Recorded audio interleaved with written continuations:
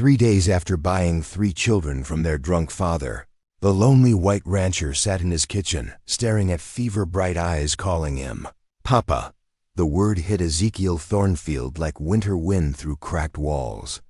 Little Clementine trembled against his chest, her small hands clutching his shirt. No one had called him Papa since Sarah died birthing their son 3 winters back. The child's fever burned through her thin nightgown. Zeke pressed his palm to her forehead. Too hot. Far too hot. "Papa, I'm scared." The other 2 children slept upstairs. Magnolia and Jasper, all 3 of them 6 years old and carrying more hurt than any child should bear. 3 days ago they had cowered in Murphy's saloon while their father gambled them away like cattle. Zeke carried Clementine to the wash basin. Cool water on a clean rag. The motions came back to him slowly, memories of tending Sarah through her final illness. His hands remembered what his heart had tried to forget. The child's breathing steadied as he bathed her face. Her eyes focused on his for the first time since he brought them home. "Are you really our papa now?" Zeke's throat closed. 3 days ago he would have said no.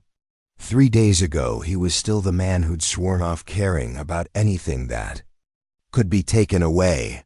But Clementine's small hand found his cheek. Her palm was cool now, fever finally breaking. "I think so," he whispered. The kitchen window showed dawn creeping across his land. 10,000 acres of Wyoming territory that felt empty as a grave until 3 small voices filled the silence. 3 days earlier, Zeke had ridden into Millfield for supplies. The October wind cut through his coat as he tied his horse outside Murphy's saloon. He needed whiskey for the coming winter. Nothing more. Inside, Cornelius Whitmore swayed at the poker table. The man reeked of desperation and cheap liquor. Cards scattered across green felt like leaves before a storm. "I got nothing left," Whitmore slurred. Iron-toothed McGillicuddy leaned back in. His chair, gold teeth caught lamplight when he smiled. "Everyone's got something, Cornelius. Question is what you're willing to lose." The other players shifted uncomfortably. Even hardened gamblers had limits. "My children," Whitmore said.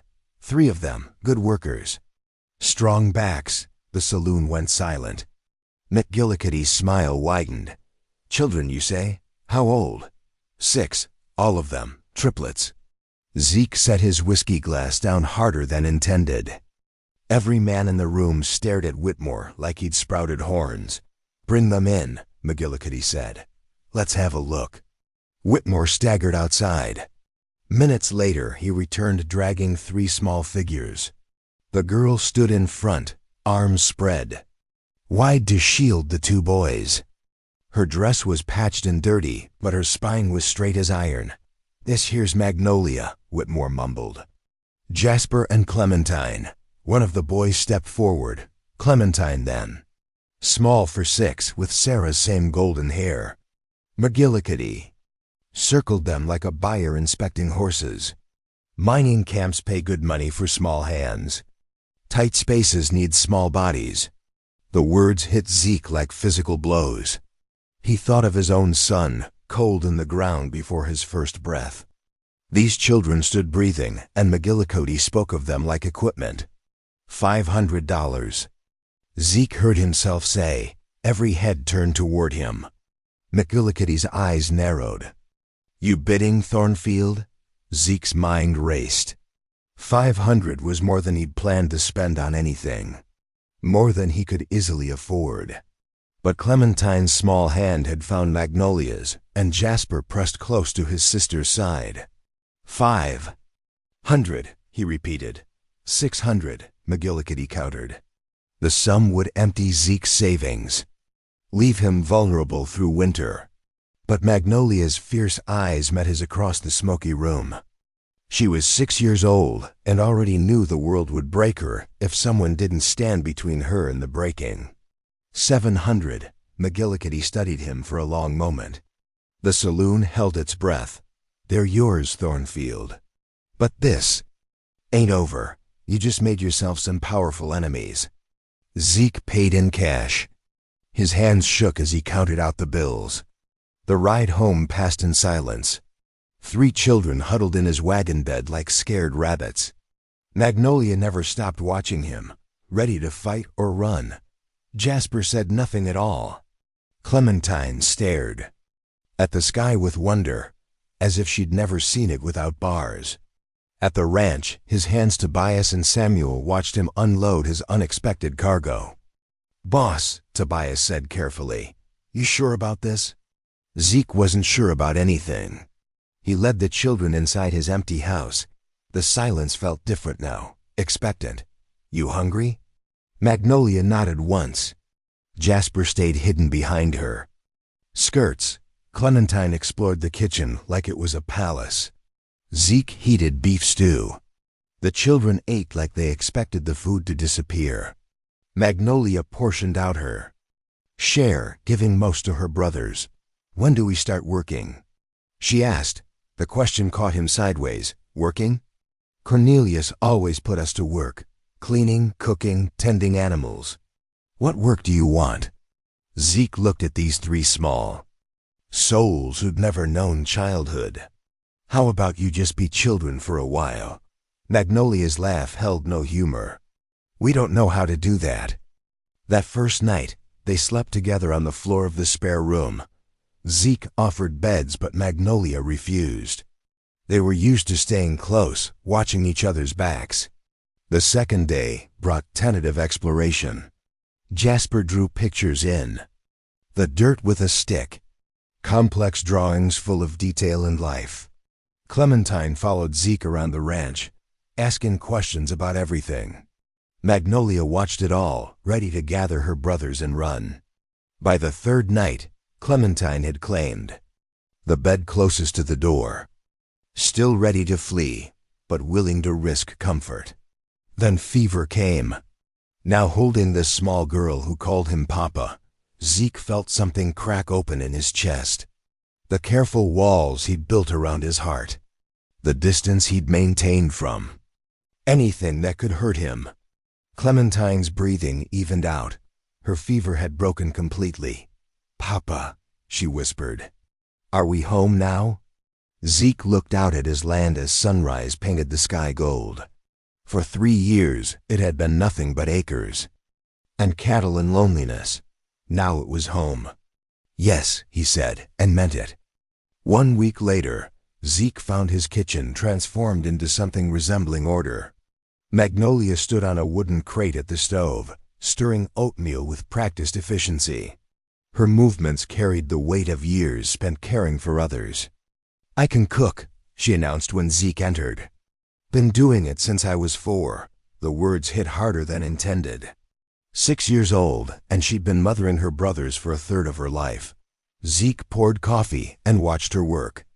Every gesture spoke of necessity learned too young. Clementine burst through the back door, arms full of eggs. 3 had cracked in her enthusiasm. She beamed at the mess. "Papa, the chickens like me. They let me pet them." "Papa," the word still caught him off guard, still made his chest tight. With emotions he'd buried deep. Clementine said it easy as breathing now, natural as sunrise.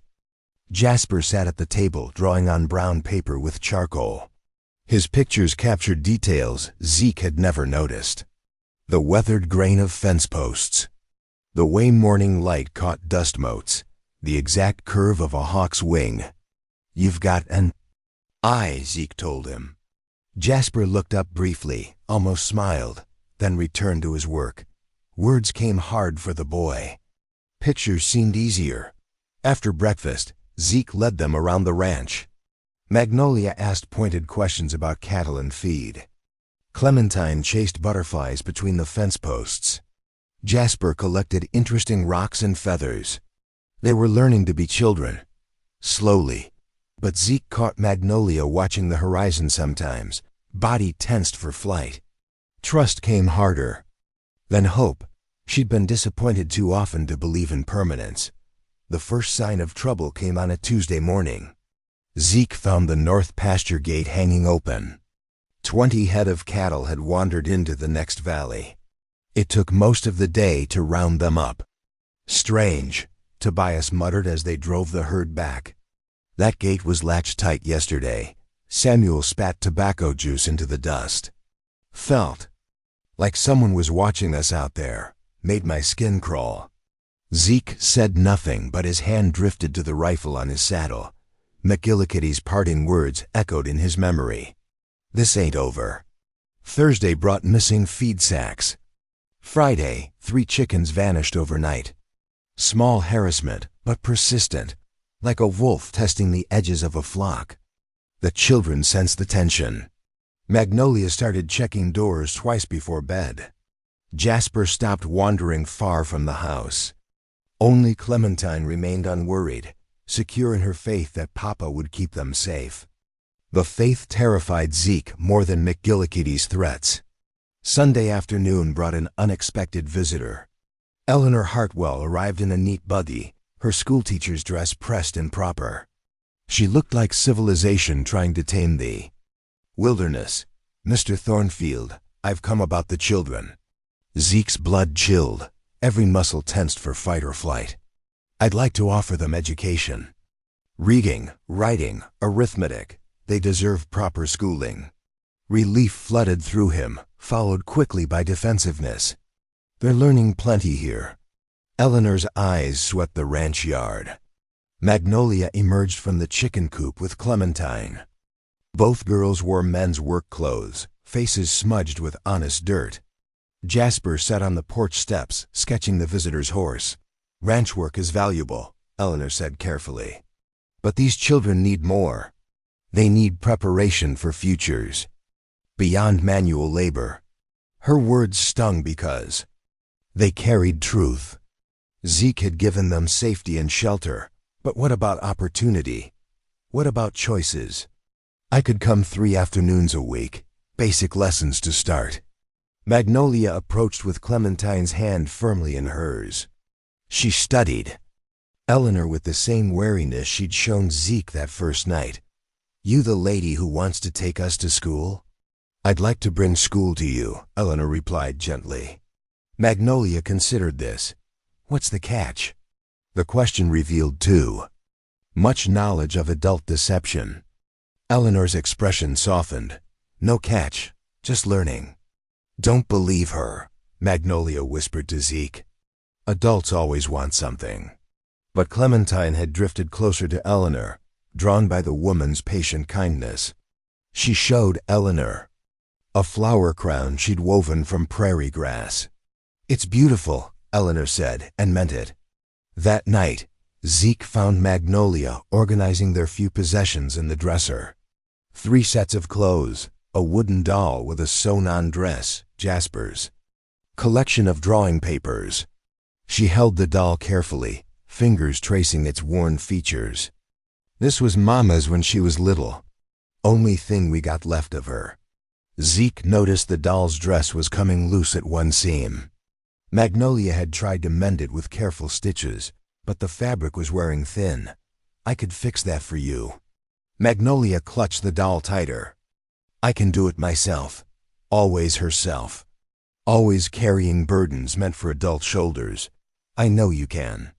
But sometimes it's okay to let someone help. She studied his face in the lamplight, searching for hidden motives.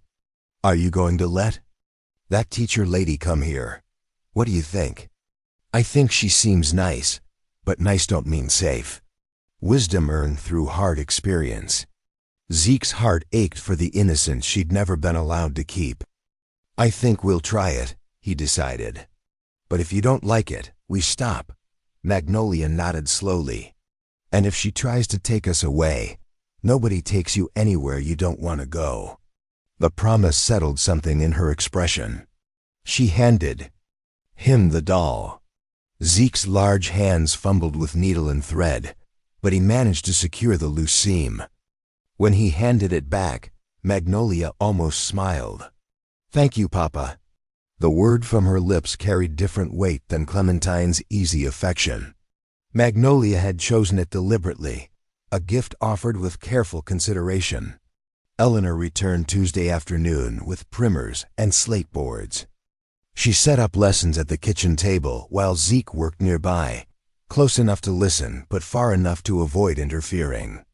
Clementine attacked learning with the same enthusiasm she brought to everything. Letters fascinated her. Numbers became toys to play with. Jasper absorbed everything silently, occasionally surprising everyone with complex questions about the world beyond Wyoming territory. Magnolia proved the most challenging student. She already knew basic reading and arithmetic, taught herself from scraps of newspaper and store signs.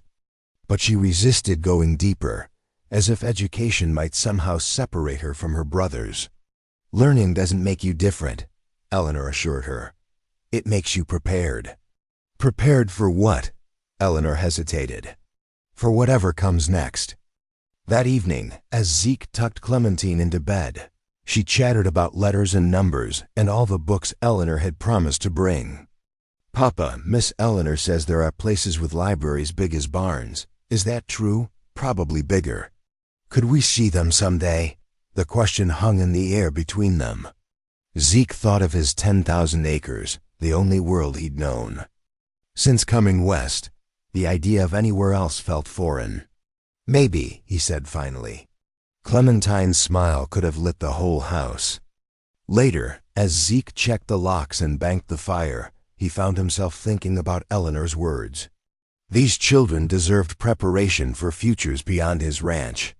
But what if preparation meant they'd outgrow the life he could offer? He stood in the doorway of their room, watching 3 small figures sleep peacefully. For the first time in years, his house felt like home. The thought of losing that, of losing them, cut deeper than McGillicuddy's threats ever could.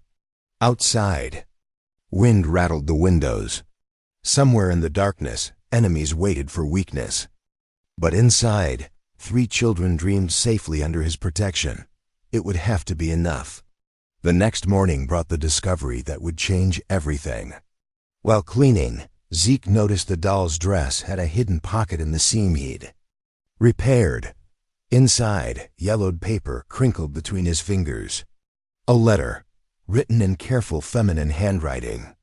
His hands shook as he unfolded it, knowing instinctively that whatever secrets it held would shatter the fragile peace they'd built.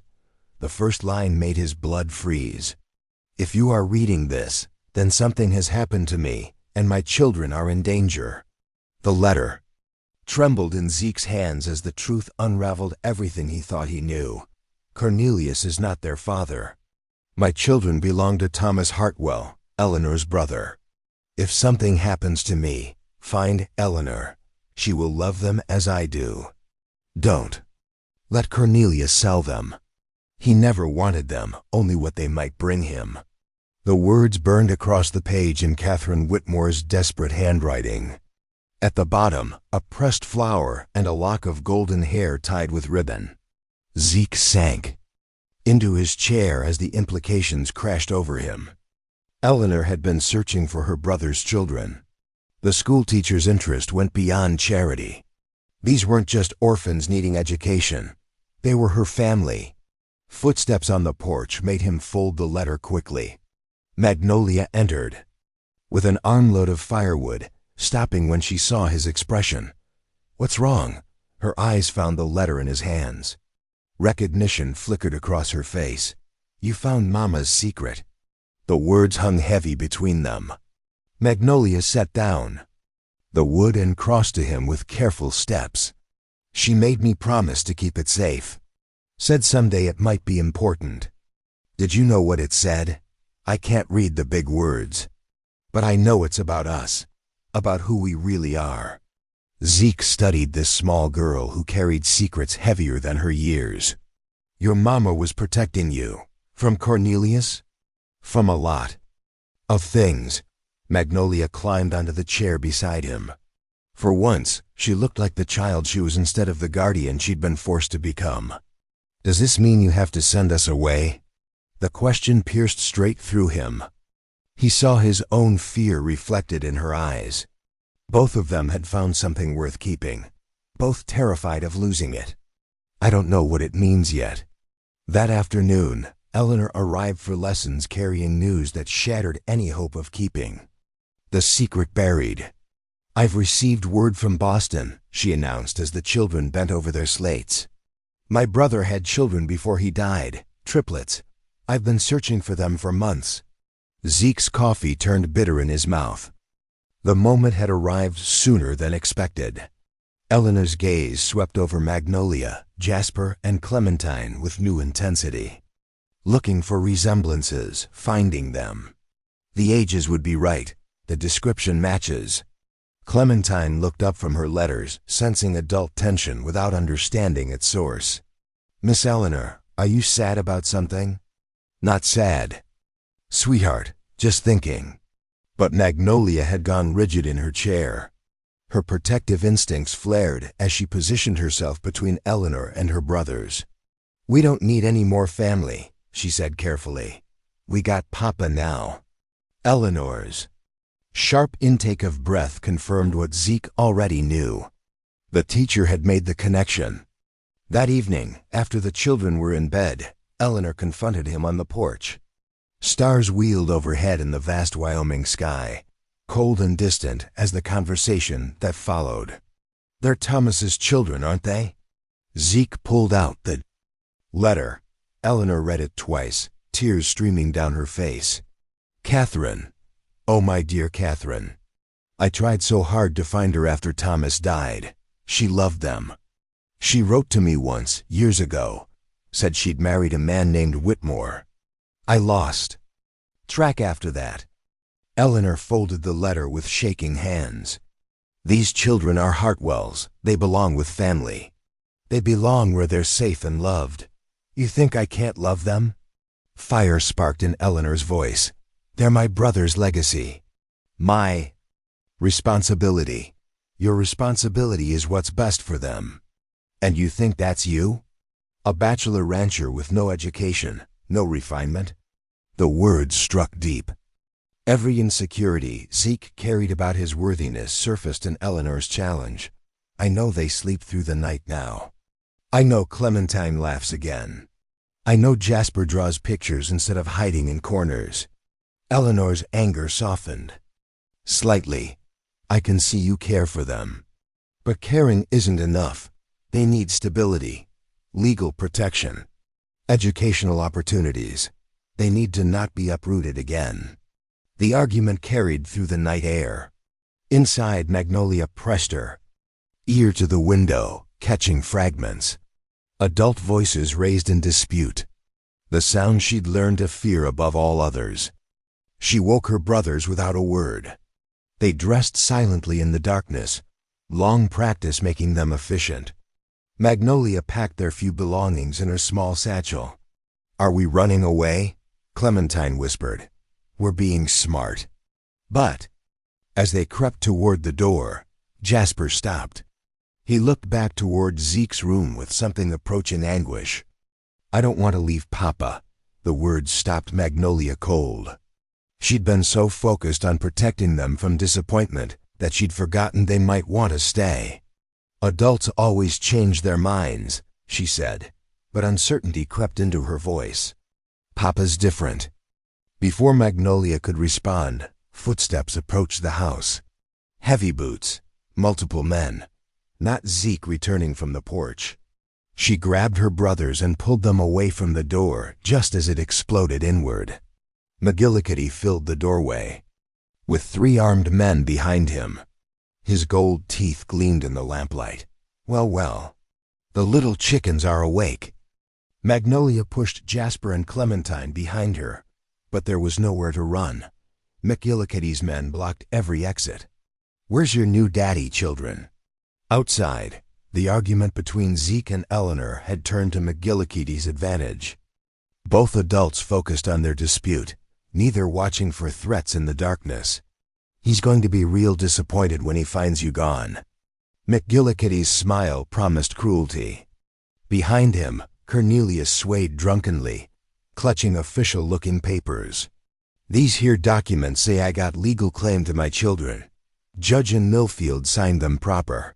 The papers were obviously forged, but that wouldn't matter until someone challenged them in court. By then, McGillicuddy would have what he really wanted. You see, children, your dear departed mama left you something valuable back in Boston. Inheritance money, lots of it. Magnolia's mind raced.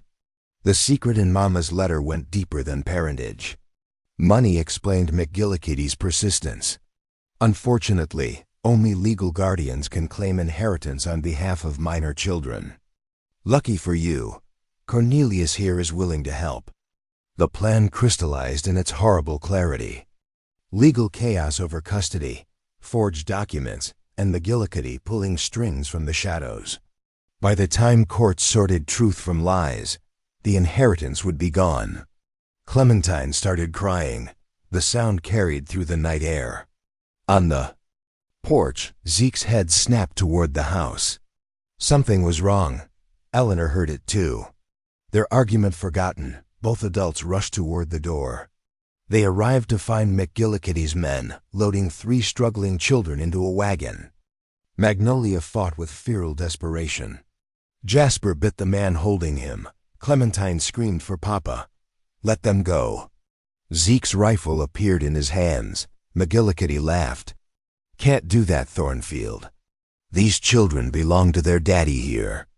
He gestured toward Cornelius, who waved the forged papers with drunken pride. Judge says they go to the territorial orphanage while custody gets sorted proper. Could take months. Years, maybe. Eleanor stepped forward, her teacher's authority. Blazing, those children are my nephew and nieces. Thomas Hartwell was my brother. Prove it in court, lady. Until then, Cornelius here has legal claim. The wagon started moving. Clementine's cries cut through the night air. Papa! Papa, don't let them take us. Zeke raised his rifle, but McGillicuddy's men had positioned the children as shields. Any shot risked hitting innocents. This ain't over, McGillicuddy called as the wagon disappeared into darkness. Should have minded your own business, Thornfield. The sound of wheels faded into silence. Zeke stood frozen, rifle useless in his hands. Eleanor placed a trembling hand on his arm. We'll get them back. How? Together. For the first time since the confrontation began, they were allies instead of adversaries. 3 children needed them to be more than their individual grief and fear. In the distance, Clementine's voice still echoed across the prairie, calling for a papa who couldn't save her. The sound would haunt Zeke's dreams for days to come. Dawn broke gray and bitter over the empty ranch house. Zeke sat at the kitchen table staring at 3 unused plates. Eleanor paced the floor. Her teacher's composure cracked beyond repair. 48 hours until the custody hearing. 48 hours to expose McGillicuddy's scheme or lose the children forever. We need proof, Eleanor said for the 10th time. Legal evidence of fraud. Zeke's hands clenched around his coffee cup. We need to get them back. At the territorial orphanage, 3 children huddled together on a narrow cot. The institution's cold walls pressed close, smelling of carbolic soap and despair. Magnolia held her brothers tight, whispering fierce promises. Papa will come for us. What if he doesn't? Jasper's voice cracked with fear. He will, but doubt gnawed at her certainty. Adults always found reasons to abandon them. Maybe Zeke would decide they were too much trouble. Clementine cried silently, tears soaking her brother's shirt. She'd stopped calling for Papa after the first night. The sound echoed too hollow in this place. Back at the ranch, Zeke saddled his horse with mechanical precision. Eleanor waited by her buggy, dressed for business. Where are you going? McGillicuddy's office. Looking for evidence. That's breaking and entering. That's saving my children. Eleanor studied his face in the morning light. Saw the same desperate determination that had driven him to bid $700. For 3 strangers. I'm coming with you. This isn't your fight. Those children are my blood. That makes it my fight. They rode to Millfield in silence, each lost in private fears. The town looked smaller in daylight, less threatening. But evil wore many faces. Sometimes it smiled with gold teeth. McGillicuddy's office sat above the general store, windows dark and unwelcoming. Zeke tested the door, locked tight. Eleanor produced a hairpin with grim efficiency. My students aren't the only ones who learn useful skills. The lock clicked open. Inside, papers scattered across a cluttered desk told the story of a man who dealt in other people's misery, gambling debts, foreclosure notices, bills of sale for human cargo. Eleanor found the correspondence first. Letters from Boston discussing the Heartfelt inheritance. Detailed plans for claiming custody and looting. The children's legacy. $20,000, she breathed. The inheritance is $20,000. Enough money to drive men to darker deeds than McGillicuddy had already attempted. Zeke found evidence of the forged custody papers, receipts for bribes paid to corrupt officials. A web of conspiracy that reached beyond simple greed into organized crime. "We have him," Eleanor said, stuffing papers into her reticule. Footsteps on the stairs outside froze them both. Heavy boots climbing steadily upward. McGillicuddy's voice carried through the thin walls. "Check the office. Someone's been sniffing around." Zeke grabbed Eleanor's hand. The window opened onto a narrow ledge overlooking the alley. No choice but to trust their weight to rotting wood and prayer. They climbed out just as the door burst. Open behind them. "Thornfield was here," McGillicuddy snarled. "Find them." The ledge creaked ominously under their combined weight. Below, the alley stretched like a canyon. Eleanor's skirts tangled around her legs as she inched along the narrow board. "Don't look down," Zeke whispered. Too late. Eleanor's face went white as bone. "I can't. You can. Those children need you." The reminder steadied her. She pressed forward, inch by terrifying inch, until they reached the building's corner. A drainpipe offered their only path to ground level. By the time McGillicuddy's men reached the alley, they were gone. The courthouse buzzed with tension the next morning. Half the town had turned out for the spectacle. 3 children's fate hung in the balance while adults played games of law and power. Judge Cornelius Whitmore sat at the plaintiff's table, clutching his forged papers. McGillicuddy hovered nearby, all false concern and legal righteousness. The children were brought, in wearing orphanage gray. Magnolia's spine stayed straight, but her eyes searched desperately for familiar faces. When she spotted Zeke and Eleanor, relief flooded through her. Papa had come, just as she'd promised her brothers. "Your Honor," McGillicuddy began, "these children belong with their natural father. Mr. Whitmore seeks only to reclaim his family." Judge Harrison studied the paperwork with skeptical eyes. Small-town judges learn to smell fraud from experience. Eleanor rose with quiet dignity. "Your Honor, I present evidence that Mr. Whitmore is not these children's father. Furthermore, I accuse Mr. McGillicuddy of conspiracy to defraud." The courtroom erupted. McGillicuddy's face darkened with rage. Eleanor presented Catherine's letter, authenticated by handwriting analysis. Birth records from Boston confirming Thomas Heartfelt as the children's father. Testimony from witnesses who knew the family. Then came the stolen correspondence. Evidence of bribery and conspiracy. Plans to steal the inheritance through legal manipulation. Cornelius Whitmore broke under questioning. The weight of potential criminal charges shattered his drunken bravado. "McGillicuddy paid me," he confessed. "Said we'd split the money from Boston. I never wanted those kids. Just wanted the debt collectors to stop hunting me." The courtroom fell silent. Even hardened frontier folks had limits to the cruelty they could stomach. Judge Harrison's gavel cracked against wood. "Mr. McGillicuddy, you're under arrest for fraud and conspiracy. Mr. Whitmore, you'll face charges for your part in the scheme." Eleanor stepped forward as the legal guardian. Her claim was ironclad now, backed by blood and law. But she surprised everyone with her next words. Your Honor, I petition to allow Mr. Thornfield to adopt these children. They found their home with him. The judge looked at Zeke. Mr. Thornfield, do you accept the responsibility of legal parenthood? Zeke's throat closed. 3 pairs of eyes watched him from the defendant's table. Magnolia held her breath. Jasper gripped his sister's hand. Clementine's lips formed a silent word. Papa. Yes, Your Honor, I accept.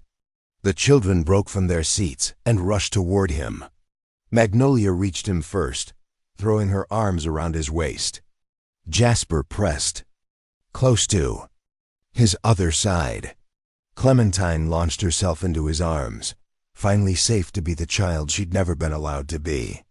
Papa, she whispered against his neck, we knew you'd come. 6 months later, the Thornfield Ranch hummed with new life. Eleanor had established her school in the converted barn, teaching frontier children alongside her newfound family. Sunday dinner found them gathered around an expanded table. Magnolia helped serve, no longer carrying the world's weight alone. Jasper chatted about his latest drawings, words flowing freely now.